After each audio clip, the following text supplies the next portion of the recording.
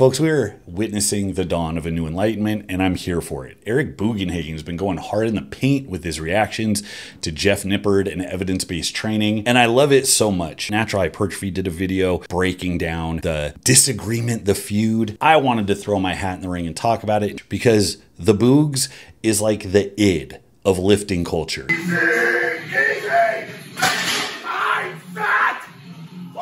He is like all gas, no brakes, complete like impulsivity, just raw, unfiltered aggression. And I see why he's popular. That's not the guy you go to get the 4D chess movements, the next level like hyperdimensional Rubik's Cube strategy for how to handle your training. But I think one of the reasons he's so popular is because a lot of people are coming to the conclusion that you don't need that shit in your training. In fact, trying to find it and implement it is probably really counterproductive.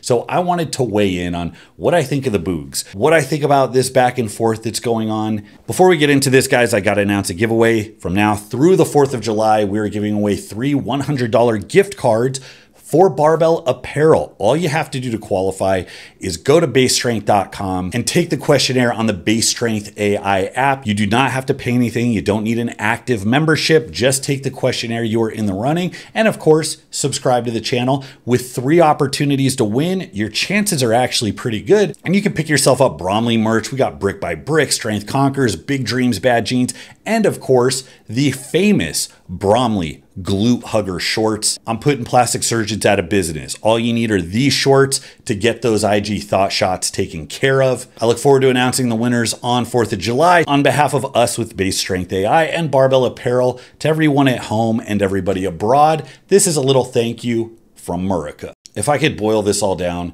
to one key difference between the science-based dorks and the anti-science, it's a mindset type meatheads, I would actually say it has to do with the programming element, specifically variability. How do they handle variability and progression?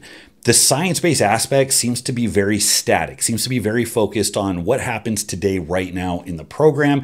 Most of the things that are being measured are about stimulus. What's going to stimulate me today? What's the most stimulating number of reps, range of motion, amount of effort, and so on. Now, the evidence-based crew never gets to the question that's important to anybody who's dabbled in coaching for like 5 fucking minutes, where when you bring up one of these variables, the very next question is, for who? Does it apply to everybody the same? In what context? What training approach are they using? And how does it fit in? Certainly it's not the same for everyone. For how long? Do you have to change it over time? If it's true that some training variables are only effective up until a point, then after that point, a novel stimulus is the best move. Probably a little disingenuous to make titles or thumbnails or basically talk about these variables as if one is optimal over the other. So this assumption is implied that you can measure these variables in a vacuum without regard to all of the other variables that might affect it, that anybody can plug it in to their program as is and do it indefinitely. And that is generally going to represent best results. If we find 10 to 20 sets is optimal, that's just what you do. If you find full range of motion is optimal, that's just what you do. But the research in no way, shape, or form addresses those other variables. It can't say anything about genetics, about the context of the program, or what the person is habituated to. But what's most egregious is that it can't talk about how to progress. It can't talk about what happens when growth stops and you have to make a lateral move to keep yourself growing. And the thing that is absent from every single one of these discussions is that diminished returns come for everybody. Everybody stops growing. So the truth is, whether you do 10 or 20 sets doesn't fucking matter. Whether you go full range of motion or you stop just short doesn't matter. Whether you never go above RP 7 or whether every single set is RP 9 fucking thousand, it doesn't matter. The important component is answering the question, do you know how to progress? Getting somebody to stimulate some amount of growth in the short term is very easy. That is not the hard part of training. The hard part of training is reproducing that every week, month, every several months for as long as you're training. These types of decisions are like knowing when you're getting burnt out and you need to reset or deload, knowing when to switch from volume to intensity. That's not just a strength-based movement. That is also very viable for hypertrophy when things start to get stale. What timeline to switch exercises on?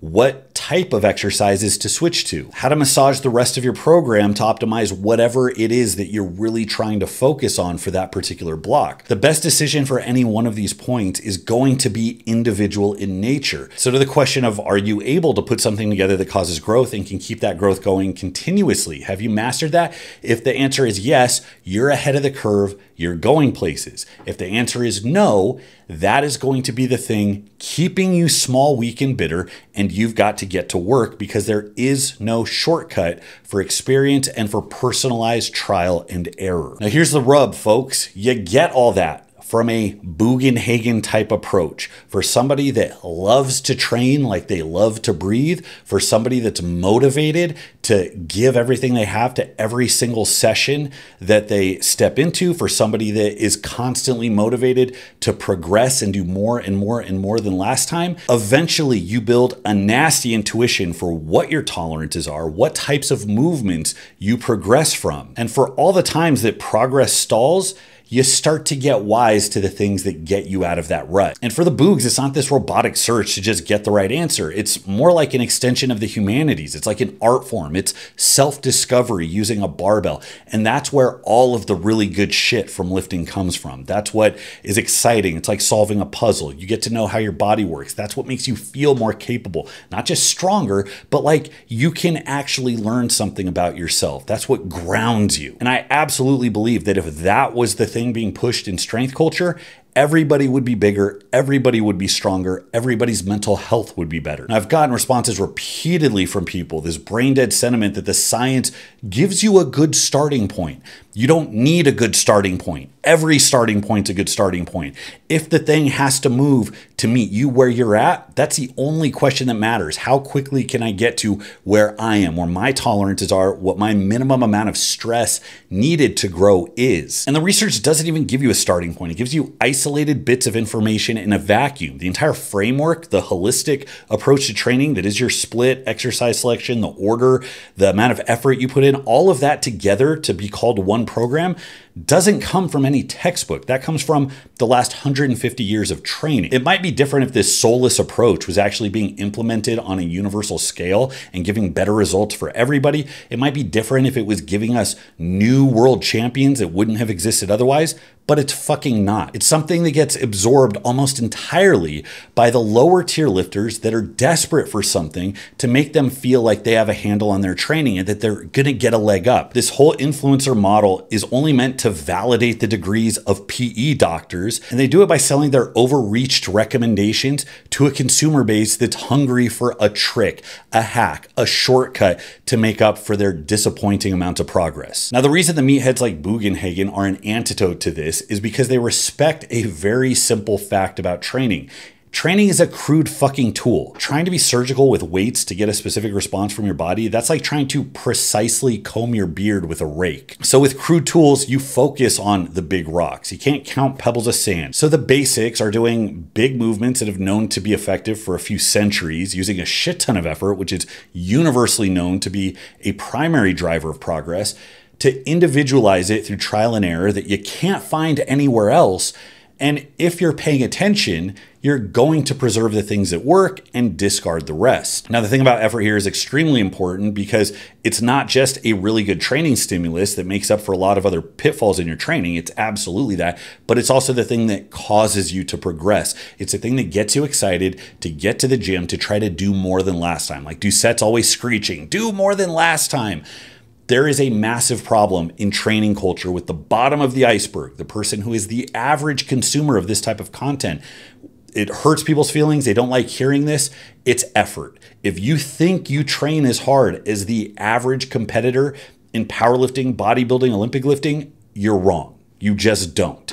If you think you train as hard as Boogez, I don't train as hard as Boogez, and I compete at the world level. Now, you might think to yourself, well, fuck that. I don't want to go bleed every day to grow. And it's like, okay, well, you're not entitled to the gains seen by people that do. To other people, it's going to be fucking empowering. They're going to be like, I have another lever to pull. I'm not just saddled with my mediocre genetics and my lack of steroid use. Yes, you have another lever you can pull. If you're willing to condition yourself to go a bit harder, you can make up so much fucking ground. And that is the easiest, most foolproof thing to do. And the funny thing is, however valid any of the bits of advice that come out of the research is, you can only think of it as being valuable if you're already moving the big rocks. Like if you spend a lifetime grinding and you eventually find like one little tweak in the right context that just takes something 1% farther, that's probably of value to you as a high level competitor, but it assumes you've been doing everything correctly already. If you're a low level lifter that isn't consistent, that doesn't really train that hard, maybe your diet's fucked up, maybe you don't even know what your goals are and you're all over the place, the fact that you started incorporating length and partials is absolutely fucking not going to be the thing that makes a goddamn bit of difference in your training. And this is why I get incensed, because these are the people that are being influenced. It's a consumer dynamic. People that are in need of one thing are being sold something else. And I think that's a fucking problem. If you like training that way, it's fine, but don't delude yourself that it is in fact a better route to being bigger or stronger. And to the rest of us, we see it as being joyless. It takes the art, the soul, the discovery of training and just sucks it fucking dry. So yeah, as like the spiritual representation of unhinged training, is like the patron saint of training intensity that you should pray to every night before you go to bed.